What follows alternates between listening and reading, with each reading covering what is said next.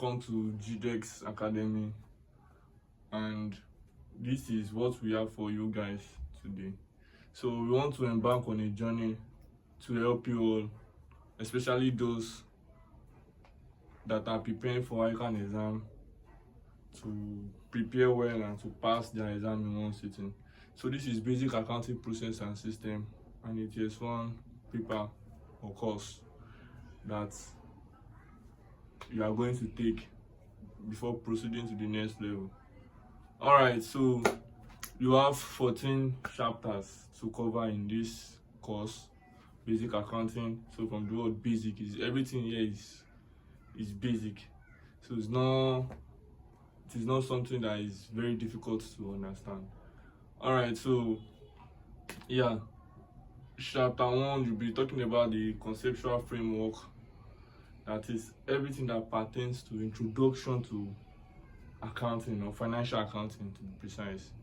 You'll talk about the role, the history of accounting, the users of accounting information, and the likes. Then the next one is forms and structures of business entities. That is how our business being formed and which type of account, or how do you prepare accounts for it. You understand? The way you prepare an account, or let's say financial statement for a sole proprietor, will be a bit different from the way you prepare it for partnership, and also be different from the way you prepare it from a company, or let's say limited company or public limited company. And then after understanding this, then we need to explain to you our accounting concept and convention. So you will need to understand the principles and the guidelines on how to follow up with preparation of financial statements.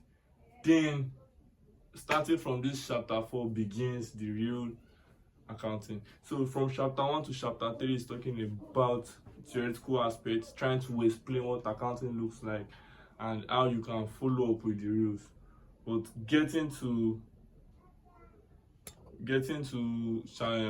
chapter 4, then from chapter 4 up to chapter 7, in some textbooks or in some courses, they call it accounting process.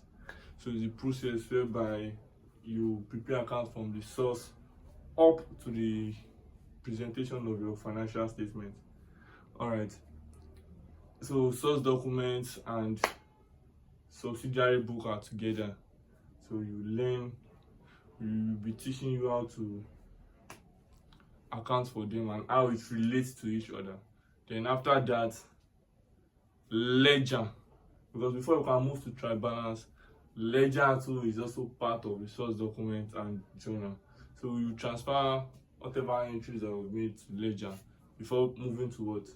Chapter 5. Although it is not written there, but ledger is part of it. Then move to non-current assets. Yes, how do you account for it? It falls under the accounting standard IES 16. They call it property, plant and equipment. Yeah, that's also be discussing in chapter 6. Then in chapter 7 we'll make adjustments. So this is where accruals, prepayments, provisions and the likes comes in. Then for control accounts, we'll make use of control accounts to correct errors in ledger. Yes, control account is a summary account whereby we use in correcting errors or checking the accuracy of our posting, and it will be useful for us in when you are preparing single entry and incomplete record, and when we are also preparing non-profit organization accounting. Yeah, so every one of these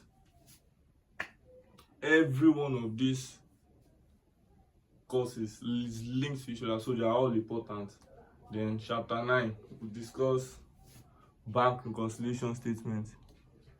They call it banking system, but it is part of bank reconciliation statement, so you get to teach you how you understand it and how you can apply it.